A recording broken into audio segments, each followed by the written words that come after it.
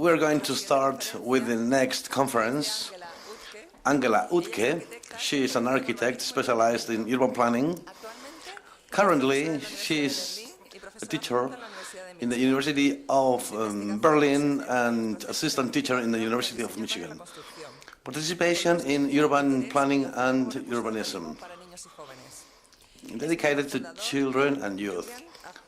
Founding member of the Jugend Architektur Stadt, Asociación para Educación, Association for Education and Architecture for Children and Youth. I'm going to talk in English. I have to admit, when I got the invitation half a year ago, I thought it would be a good reason for me to polish up my Spanish, because I was an Erasmus student a long time ago, 1 year. I studied in Valladolid. And my Spanish was quite fluent back then, so I thought, well, it's a good reason. As this event came closer, I said, well, maybe you do at least your slides in Spanish. Well, here I am. My slides are not in Spanish, they're in English.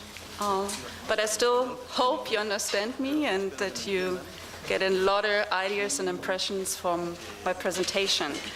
And I was asked to talk about architecture education in relation to public participation, to the participation of children and young people in actual planning and design processes.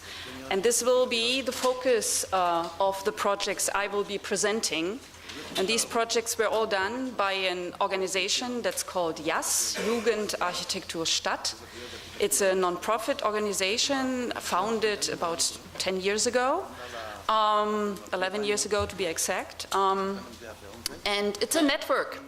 It's a network of about 30 people now. We started off in the Ruhr area, being about 5 persons, working at the university, teaching university students, doing lectures for children, workshops for children, and then our colleagues walked up to us and said, well, are you bored by teaching our university students?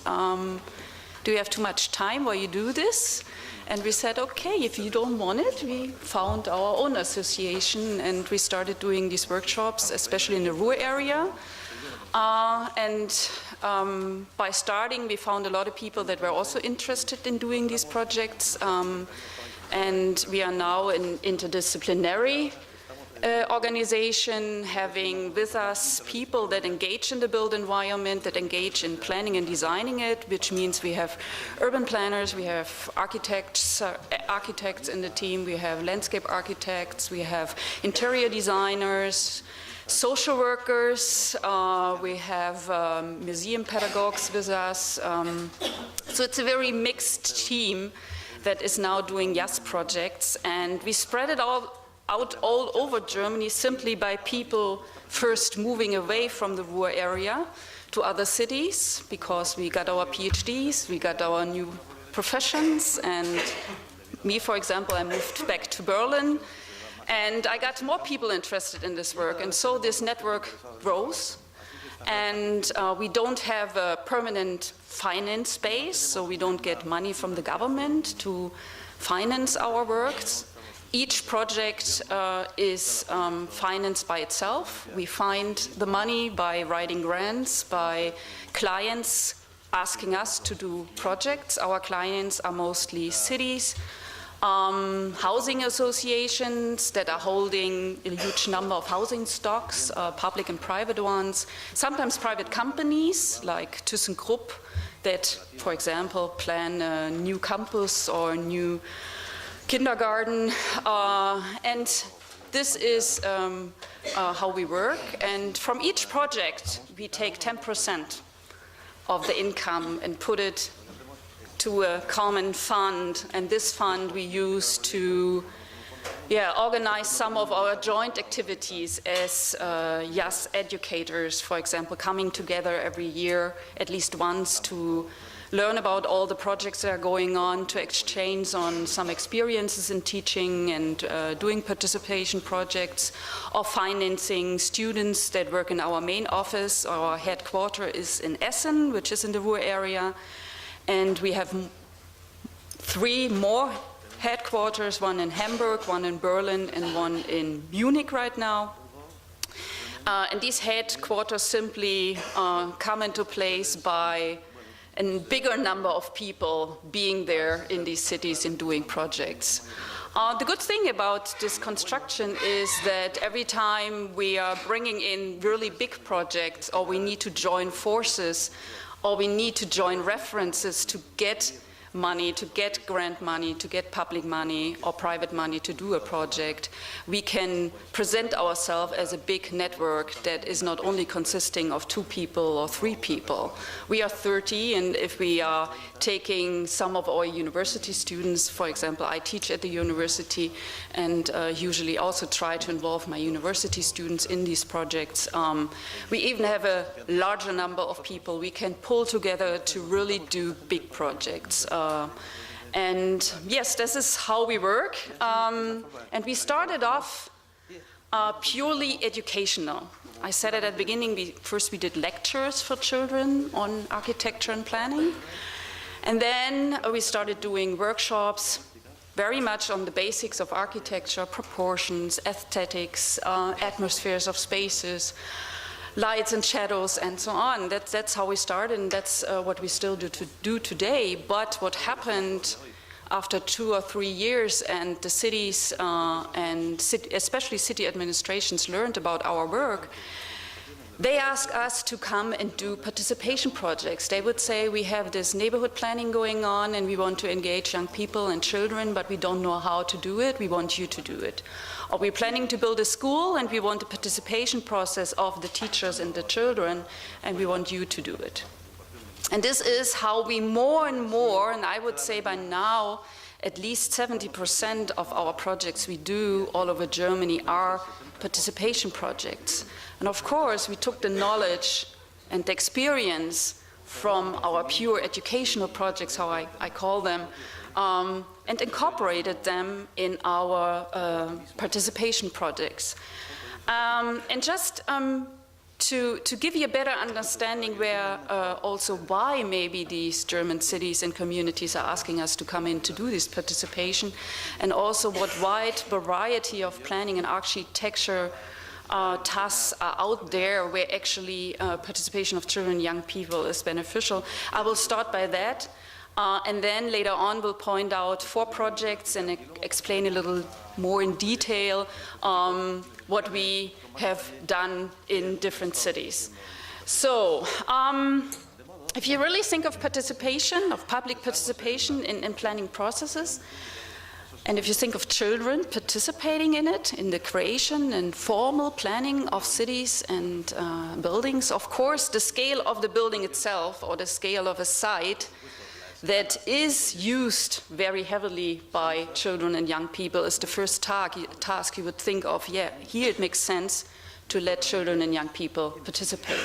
So kindergarten, youth centers, schools of any kind, playgrounds, any infrastructure where the main user are children and young people, actually if you plan them today, it's somewhat expected to do some kind of youth and children participation. Which doesn't mean, by the way, that's my personal opinion, I can name you fantastic projects that were realized by wonderful designers and architects that didn't have any participation. So participation doesn't always lead to better results. At least it would be a wonderful PhD topic when you study it and prove it, that participation always leads to better results. I have my doubts. But nevertheless, mostly it does. That's what I think. So, site building design, I think it's the most obvious task of planning and design where children and young people should participate. Public space is another topic where it's very obvious to let children and young people participate in planning and designing them because they are the main users of these spaces. There is hardly any plaza where young people aren't hanging around and where we actually have trouble with this user group. Or they don't find spaces, public spaces where they are accepted. At least in Germany this is an issue. So defining them, designing them is something where it makes very much sense to let them participate. Nevertheless, at this scale of planning, we have legal binding plans, we call them, which are really defining building heights and so on, building ratios and stuff like that. And even there, we have a building law that says everybody has to have a chance to participate in that scale of planning. And some cities take that very seriously and say, yes, we also, in certain spaces, want children, young people to participate in these legal binding planning processes, which are quite complicated and hard to understand. Another thing, I'm coming to the neighborhood scale, where we have, for example, a whole city quarter or a whole neighborhood that needs to be redeveloped. We have any bigger public investments in Germany, you cannot do, or the state won't give money for it to help the cities to do it, without the cities doing an integrated neighborhood plan. So they are obligated to do these integrated neighborhood plans to get federal money, state money, and especially if you have socially deprived neighborhoods in need with a high unemployment rate, with a high rate of immigrations, integration problems, and so on. To get any help from the state to deal with these neighborhoods, you have to have a neighborhood integrated plan, an action plan, or other master plans where we have neighborhoods that have urban design problems simply and need to be qualified. So this is another thing where children and young people are asked for, because the neighborhood level is where they mostly, especially the older kids, is where they live, where they act, where they go to school, where they're using the ways to get to their activities and so on. And the last scale planning is very interesting, and here, or very active. This is a city and regional planning scale, and here it's getting very abstract already, because here in Germany, cities have to define land use plans, and these are city vision plans for the next 20 years. So here the cities strive, of course, to have a wider participation from the public and also from the children and young people, but yet it is quite abstract to think of a city in the future, or to get interested in discussing the city of the future within the next year or within the next 20 years, especially since you especially young people, wonder, what does it have to do with me? And this is maybe where I want to point out these other points that are on the slide that say mobility, demographic change, public transportation, cycle paths, networks, because especially the last one, these are the concrete themes young people are interested in. So our experience is, if you ask them, you want to participate in land use planning? They say, oh, that's really sexy. No, they don't. But if we say it's about public transportation, they say yes, that's of interest, because young people are the ones, at least in Germany, that are the heaviest users of our public transportation. Cycle path networks, this is something they're interested in. Greenways, connections, using of green parks, and so on, that's something they are interested in. So in each level of these planning scales and instruments, at the end you have to break it down to the needs and interests of young people and children to actually get their interest in participating. It's much easier, of course, if you are on the level of a site design, if you are in architectural design, designing spaces that are dedicated to them. It's getting, well, public space design, I think, is also much easier. It's when you're designing streets, designing plazas, and so on, to get this user group involved and to make them understand it makes sense. They can relate to that very easily. Neighborhood planning, it gets a little complicated already, because here we are on the scale of a whole city quarter. And maybe it's not quite understandable why this urban renewal plan needs the voice of children and young people. So you really have to break it down to topics that are interested to them again: sports facilities, playgrounds, recreation areas, and so on.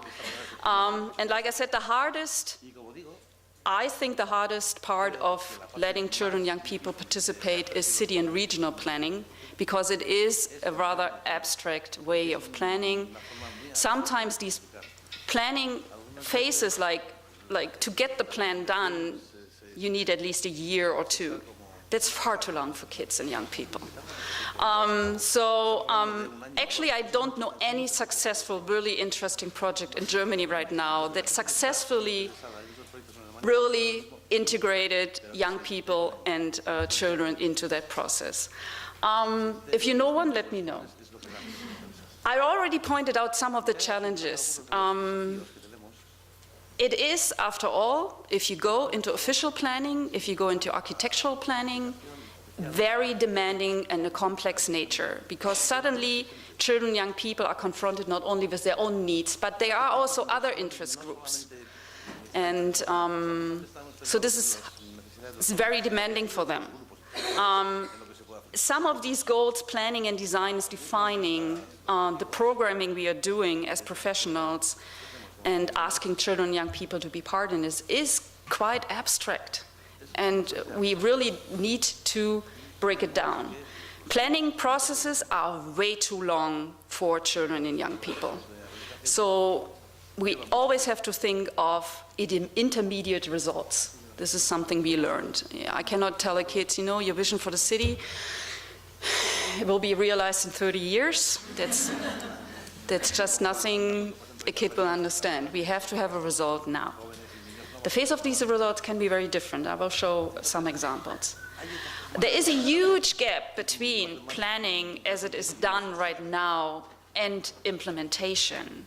I can name you various planning projects who never went into implementation. And you have done all these public participation processes, including young people and children, but never implemented.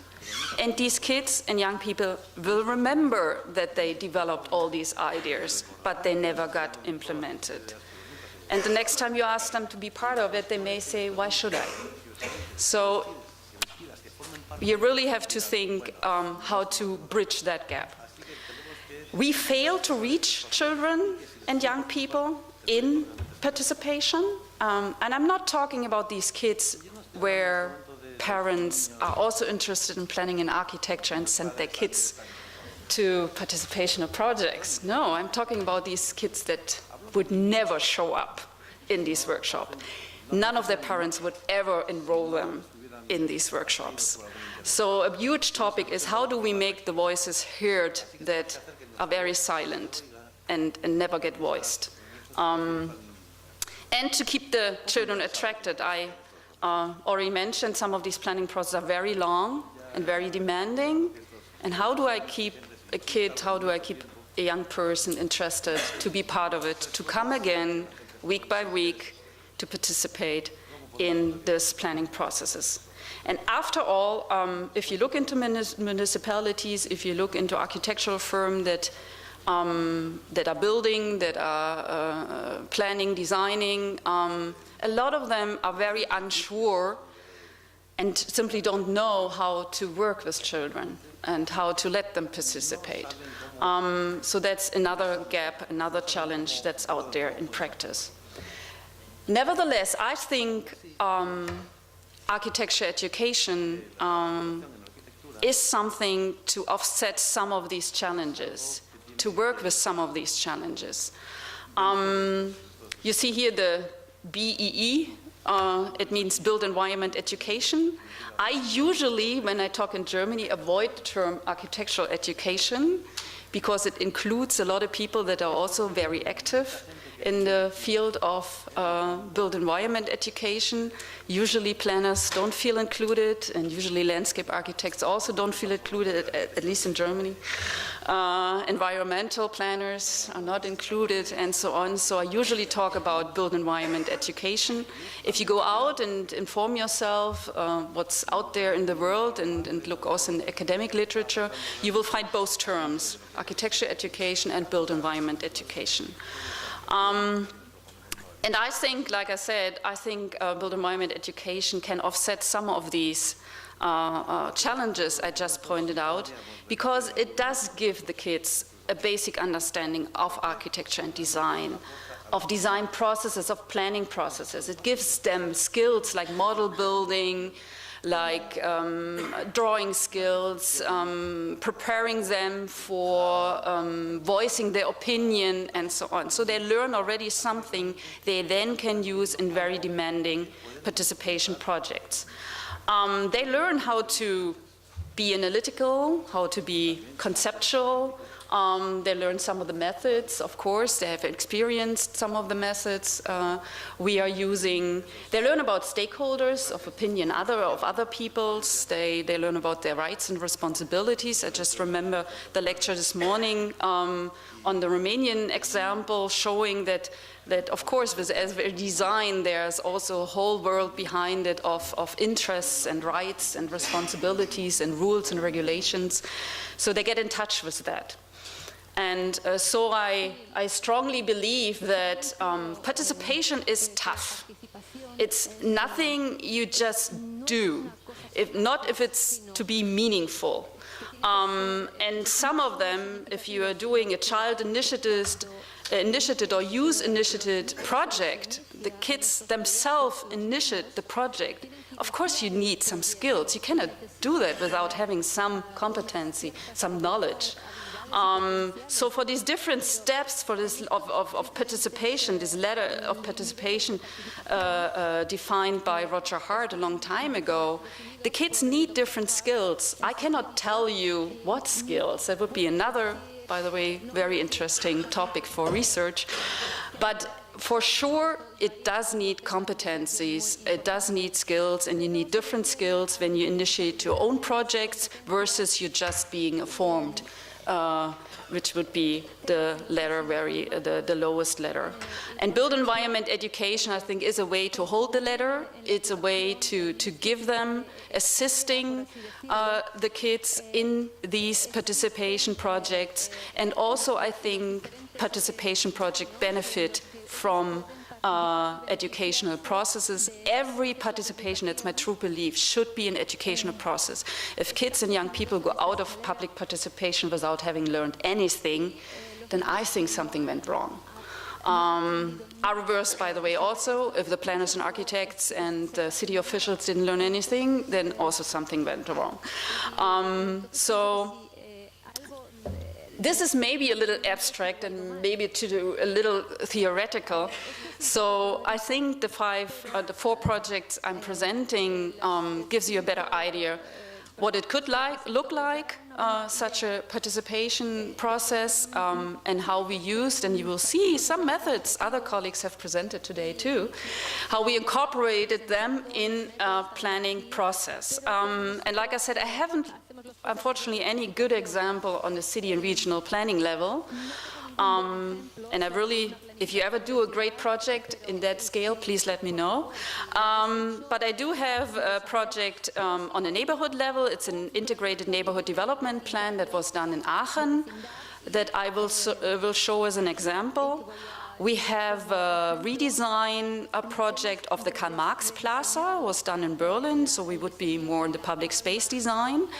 We have a public park and sports ground redesign project in Berlin, again, which is also, I would say, at the public space design, but also you will see that the result was more on the street furniture design level. And last but not least, the site and building design level, where I will show you the project of the youth meeting point in Greven, a small town of 10,000 people in close to the Ruhr area. So these projects I will walk you through.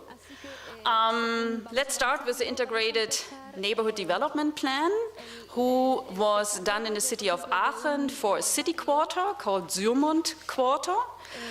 And actually, my planning firm was given the contract to do this integrated neighborhood development plan, to do an urban design study for it. And it was us proposing the city, why don't you incorporate it, the students and the schools especially that were in that area. They had 3 schools in that neighborhood, and we said it would make sense if you talk about the future of this neighborhood to integrate the voices of these young people. The city said, oops, we don't really have money for that. And this was a good coincidence that the national program by the Ministry for Transportation and Planning and Construction was launched. It's called Young People in Neighborhoods and was financing public participation of young people in city planning.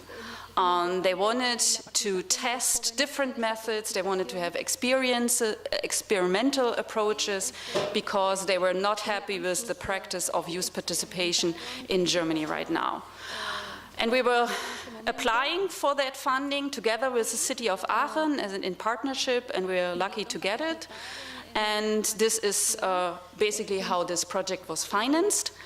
And we got, as a further partner, we got a professional photographer to be part in the project.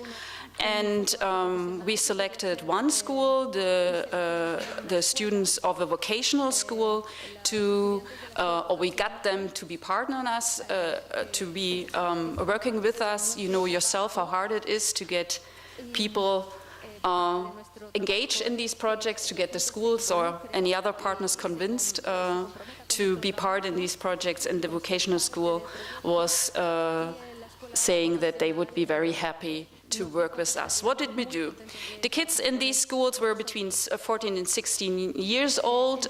They were going for training to be in different careers. They came from all over the city actually to visit this school. So some of them lived in the area, most of them were outsiders, but actually there was a good combination.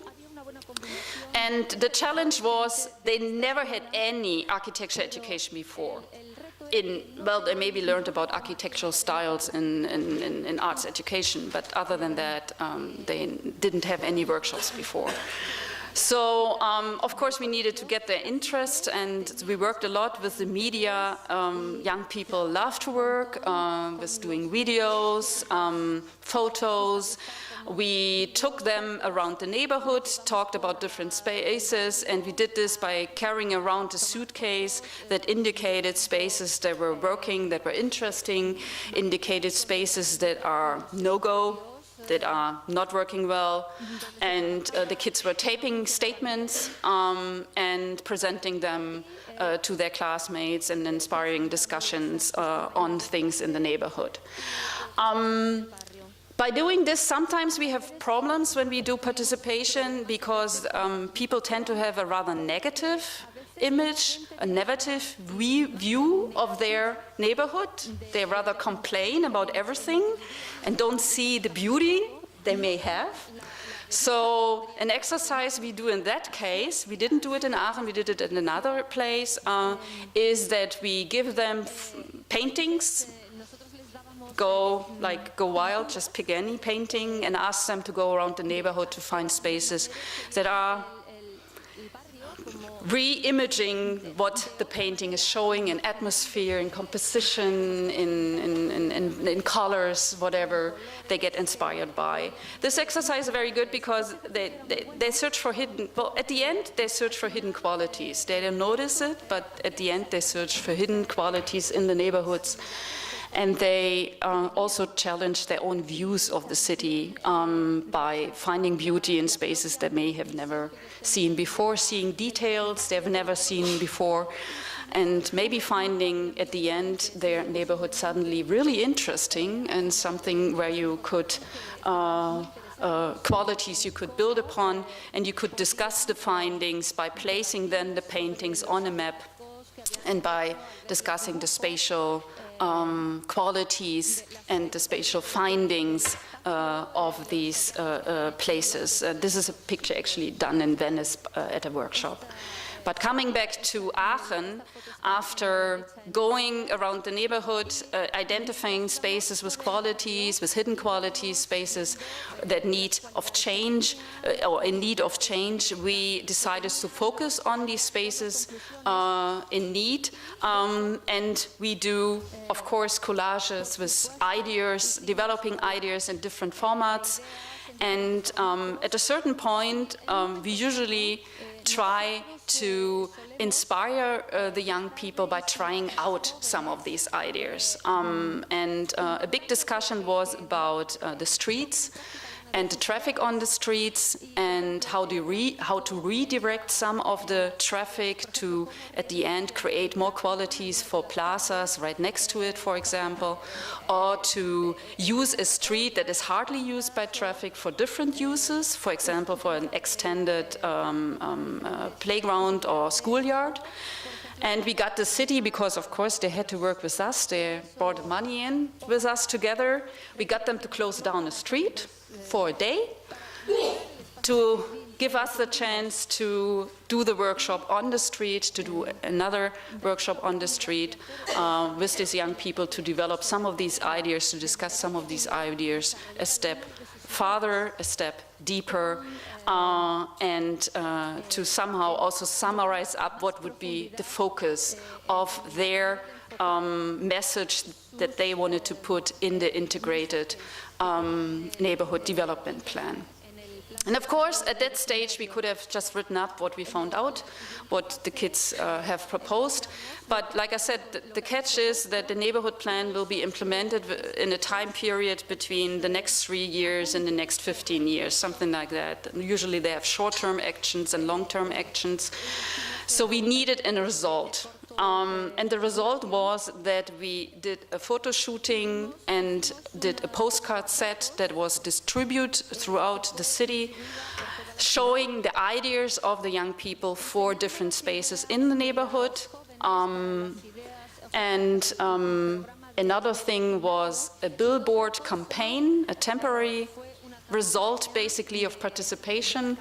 A billboard campaign showing their ideas for spaces at these locations when there was a billboard, but also all over the neighborhood, all over the city. I had the chance to talk to one of the city officials, asking her, so after 5 years, did they ever implement one of these ideas? And she said, yes, one plaza did incorporate the ideas the kids formulated.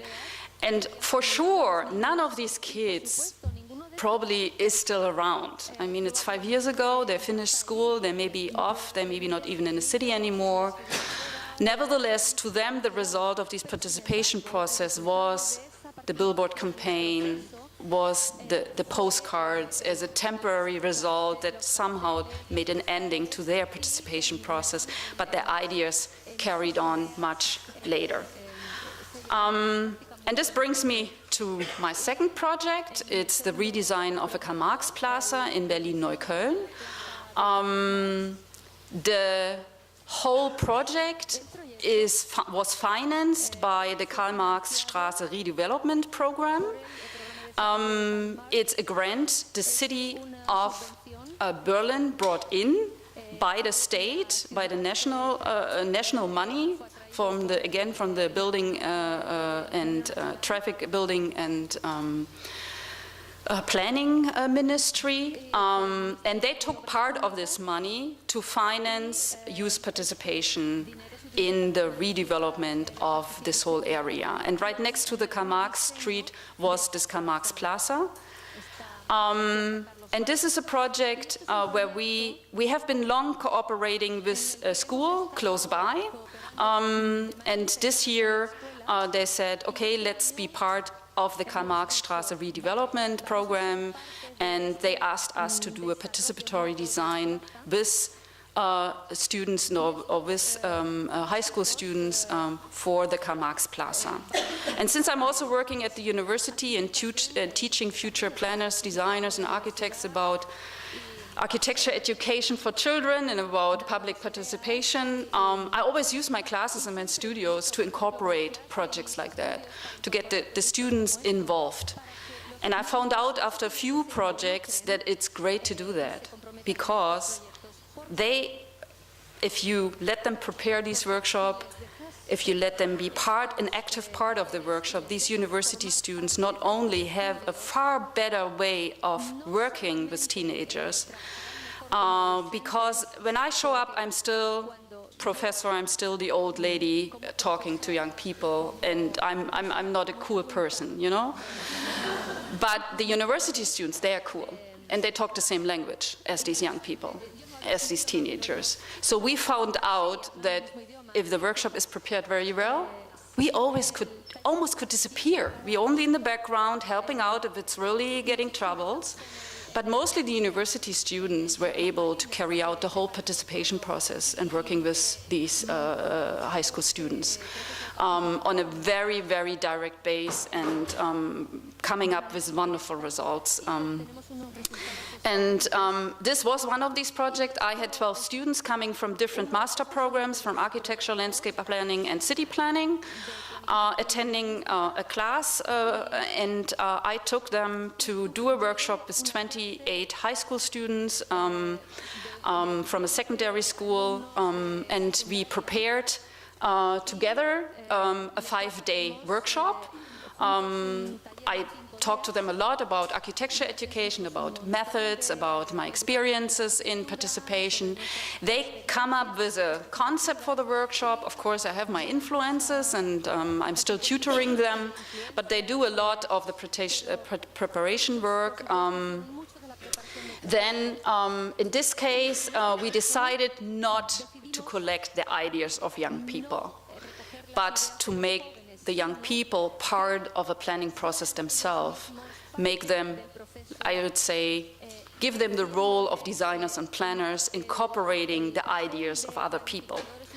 And we called it Game It Up, and the aim was to develop a game that gives the students the chance to plan the area by getting voices of other people, of other users of this space. And we did first a game testing. We brought in all kinds of games we knew, and we played different games with them for a morning, let's say for 2 hours, something like that. And then we decided together with these high school students what game we are gonna develop in order to plan and redesign a space. And of course we did first a space analysis, understanding the plaza we are planning, or we're doing the game for, the participation game for. We analyzed what users and users we had, and they decided to do some kind of a role play game where we have different users that have to voice their demand, and then at the end you have to negotiate these different demands and bring them together in one design. And here again, us as professors, as lecturers from the universities, we could stay in the background, and the students and high school students, university students were working very closely together. At this picture you probably can tell who is a university student and who is a high school student, but they were like team members on eye level, and that's another challenge of public participation, to get on eye level with the participants. And like I said, university students were very successful in getting on eye level with young people. And here they creating the game, here the game design, different cards, they were writing the cards, they were doing the drawings, and of course, if you do a planning game, a design game, you have to test it, you have to play it, and you have to go out there and get the public engaged in playing it. And we got the students together at the market day. This plaza once a week is a market day, and they played the game on the plaza with people that went by, collecting the ideas, writing down the ideas. So at the end they gave to the Karl-Marx-Straßen redevelopment team a brief saying or summarizing up what will be the design needs for this plaza, and this could be a brief for any designer to redesign the plaza.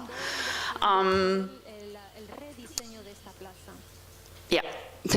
this brings me to my next project, which again deals with public spaces. In this case, it's a public park and a sports ground redesign.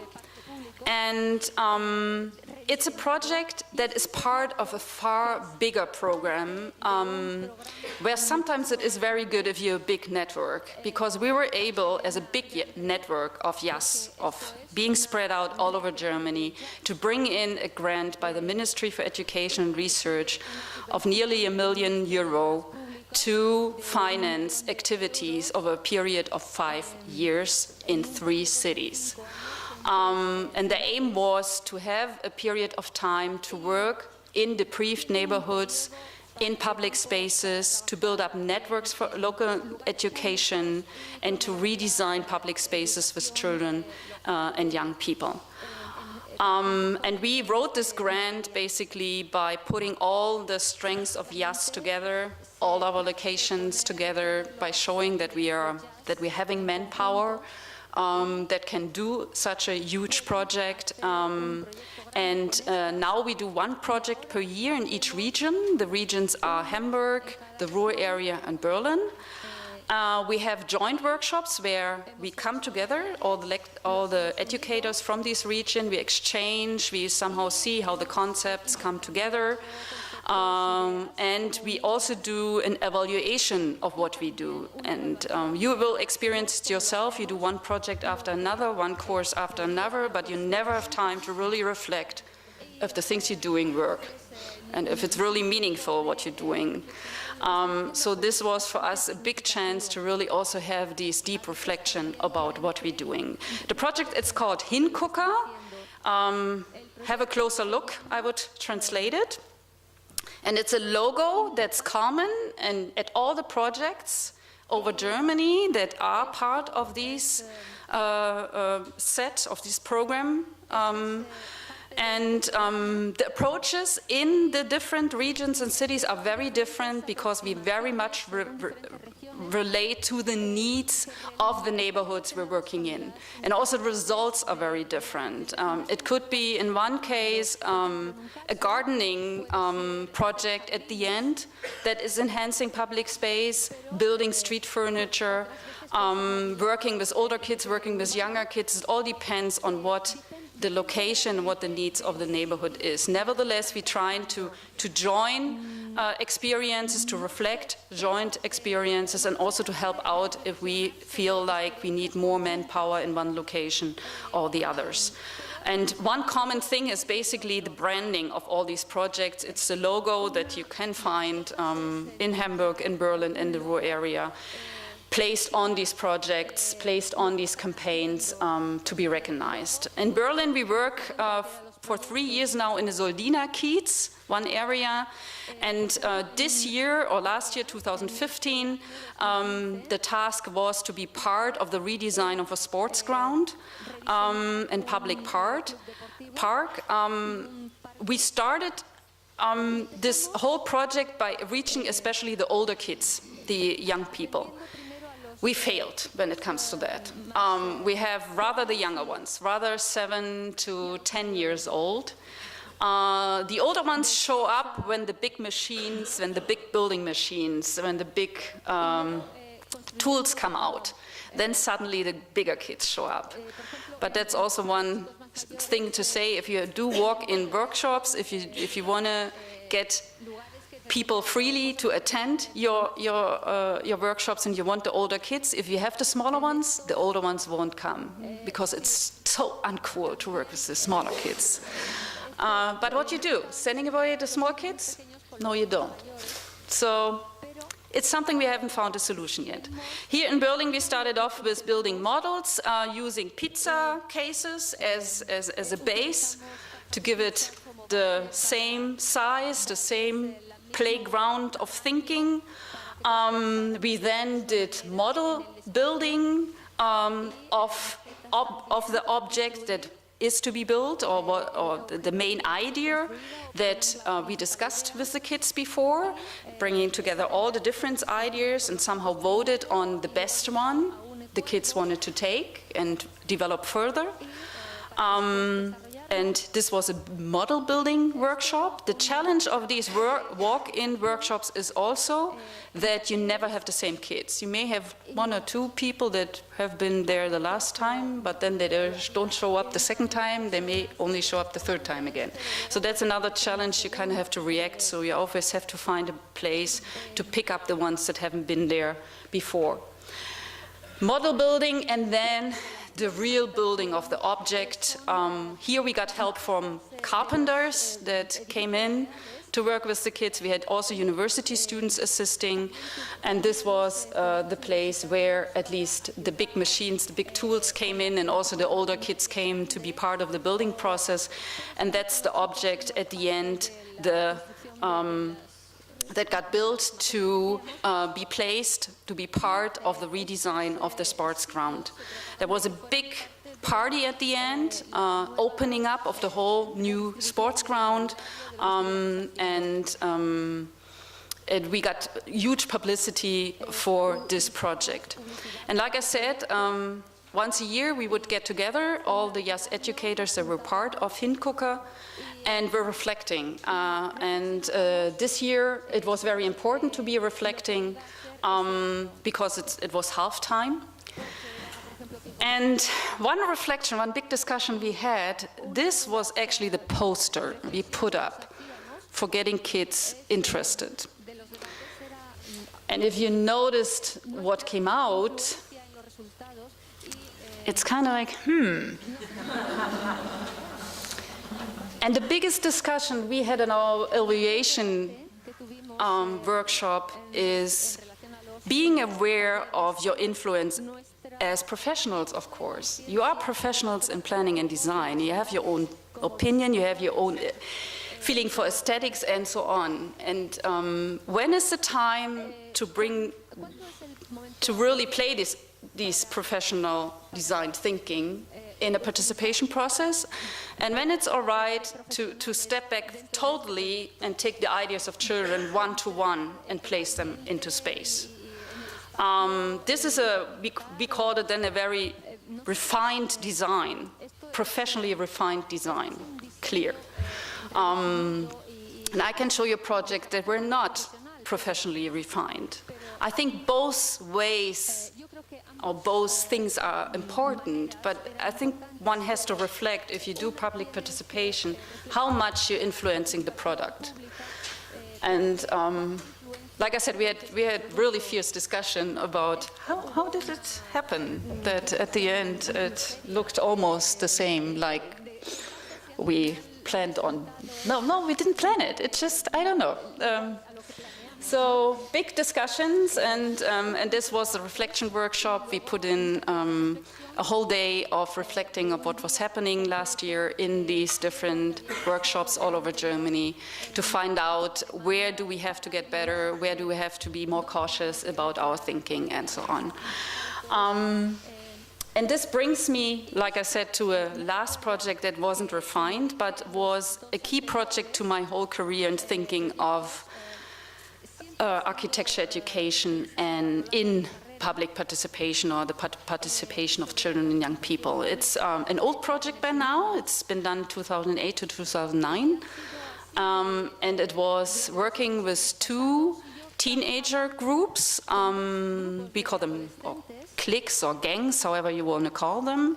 One was a rather middle-class kids group of youngsters riding dirt bicycles, and they wanted to realize a dirt bicycle area where they can train. And the other group were German-Russian kids. After the wall came down, there's a German minority living in Russia, and they were granted the permission to return to Germany. And of course, a lot of them used the chance to return, but meaning they may be third generations not talking German anymore and be having more Russian culture than the German culture. Nevertheless, in some cities there are a large part of the population now, and these kids were rather the kind of hanging around, drinking, having fun. And the city of Graven has a very forward-thinking youth department.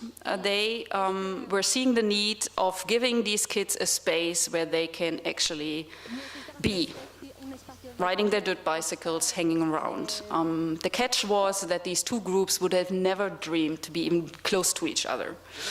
But they were given the same space in the city by the city government, saying you can have that space if you come up with a good plan. And this is when the youth department called up YAS, asking us to come in to work with these kids. And we said, yeah, of course we do. At this point, I wasn't quite sure what I got into, because I knew that I would never have gone through this whole participation process, this whole participatory design process, without the street workers being with us, knowing these kids, and helping us to handle these kids. We did with them a site evaluation. That's how we started, looking at ownership, land use regulation, because at the end it was about building really something. Building codes, neighboring uses, trouble we could run into it, to do a workshop to come up with a site design, simply a spatial division of the site. That was the aim of the workshop. The workshop started that the street workers, well, the kids didn't show up, the middle class kids were there, but the others not.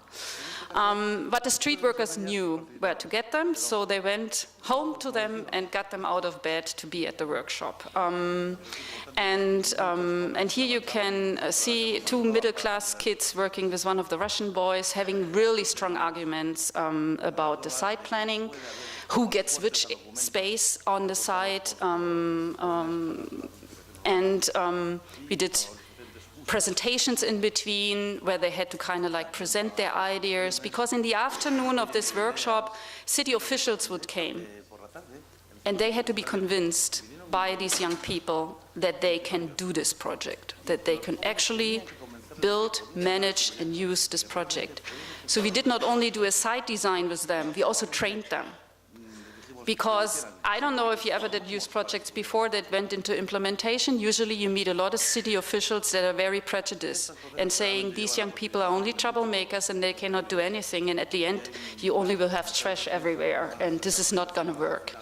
So we needed to train these kids not only to present their, like do these plans, but also present these ideas, be prepared for critical questions, for critical comments, and learning how to react to these maybe sometimes really hard questions. And at one point we thought, okay, this is not gonna work, but at the end they made it and came up with a convincing presentation where the city officials, you can see these guys in the red shirts, gray-haired,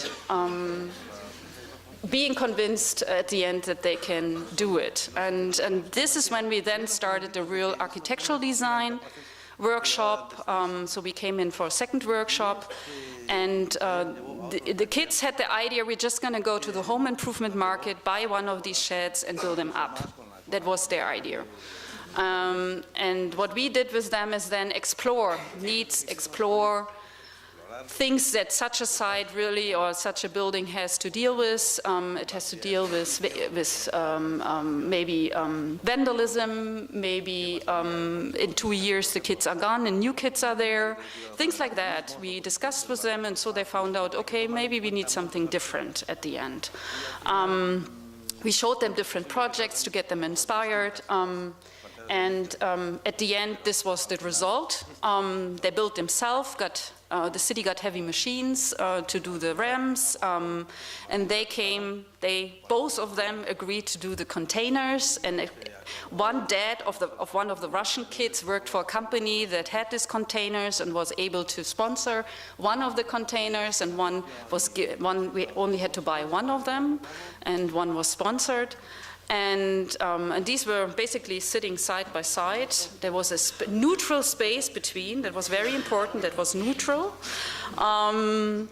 And this was the result of the project. And you see the design is not very refined. It's handmade, it's self-made, and it's okay. I mean, it's okay. It's here, it's the right side for this design. Nevertheless, 2 years later, this happens. Of course, didn't know about it. We got a call from the street workers. One of the street workers now was heading the youth department, and he called us up and said, you have to come in again. And we said, yeah, sure, we come. And so we got our car full of boxes and all the materials you usually need for your workshops, you know better than me what we all need. And we came there full with our car and met these kids again. Here, the Russian kids, that's their site that got burned down. Of course, nobody was it, and they don't know who did it.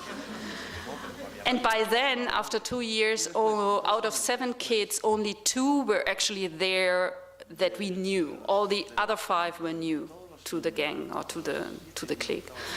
And we were preparing. Of course, we had the whole in mind what workshop we're going to do.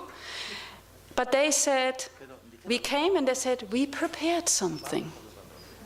And they put down a map, they put down a plan, saying, we reflected what didn't work well on this object, on this building before, and all together we designed this. So if you ever ask yourself if education or if these kids are learning something in participation, this was my point when I knew they learned something. And we talk about kids that I think half of them never made it through high school. But nevertheless, they've learned a lot in that project.